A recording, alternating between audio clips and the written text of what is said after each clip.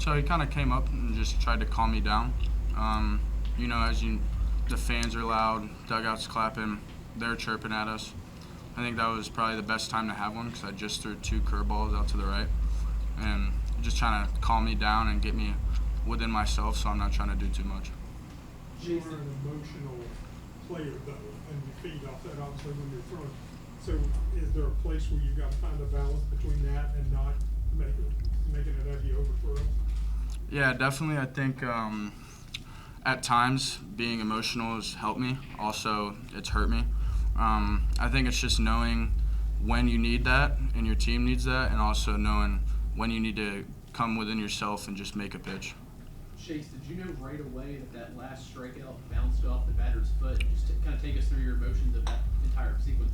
Yeah, I mean, I heard it hit off his foot, and I think everybody knows Weeks is a great catcher, so I knew that he wouldn't miss a ball like that. Just caught me millions of times right there. So I think I just was more worried about if our cameras didn't work. So that was probably it. Jace, how about you? You know, it hit off his foot? I actually had no idea.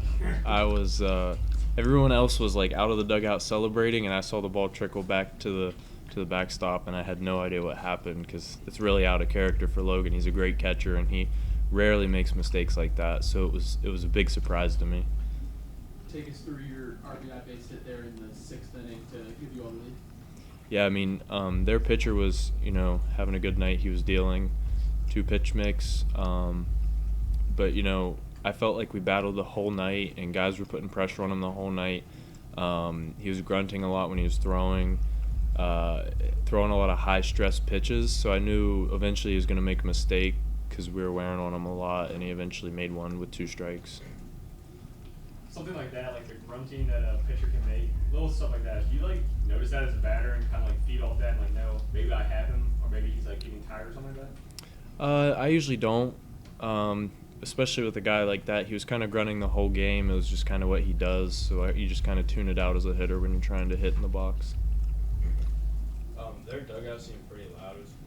Cincinnati showed a lot of emotion. Is that something you guys expected from them? Yeah, I think we expected it going in. They have a reputation for, the stuff that they do in the dugout, but we've just, as a team this year, just stayed within ourselves and kept our energy on us, and we've done a good job at feeding off other teams' energy, but not making it about them, just keeping it on us. Jace, when you see Kyle reach on strikeout, essentially, give you any extra incentive to try to deliver in a spot that maybe you felt like just seconds before you were going to be leading off with nobody on? No, not really. I try not to think about the moments. I just try to go up and have a good at bat, regardless of the outcome. Every time I go up to the plate, I don't really think about the moment or what could happen if I do get a hit. You got Kyle Nick on base in front of you both times with your RBI hits. Are you watching him? Or are you looking at him? Because he might not be the fastest guy point to point, but he covers a lot of ground pretty well, it seems like. Yeah, Kyle's a great hitter. It seems like every time he gets down 0-2, he comes back and draws a walk, or he finds a way to get on base. I mean, I think he has an over 500 on base percentage this year, which is incredible. So it's really fun, and it makes it a lot easier for me to hit with someone in front of me that I know is going to get on over half the time and be on the bases for me. Taking a peek at him as he's running third. Yeah. Jace, when you're in the game the entire time, it's either tied or a one-run game, so there's no margin for error. Can you just kind of talk about your mindset in that spot? Maybe not trying to be perfect, but knowing that you can't really make a critical mistake in that spot. Yeah, I think everything that it comes down to is just, looking at my hat and trying to give everything I have and just trust God every pitch through.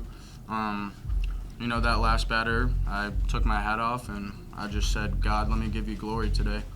And, he allowed me to do that. So I'm very thankful for that. And I think everything that has caused me to have success is through him. This team has what you could call multiple closers. Several guys that are capable of closing out games with 2-3 inning stints. Do y'all talk about that among yourselves at all, your mindsets? Or, that's, a little bit different in today's game. Pitchers are weird. I think everybody who's on our staff knows that we're all different pitchers, right? Like, you don't really see many people who go out and with the emotion that I have. Like, just for example, Bass, he pitches super calm, makes his pitches, gets outs, and goes.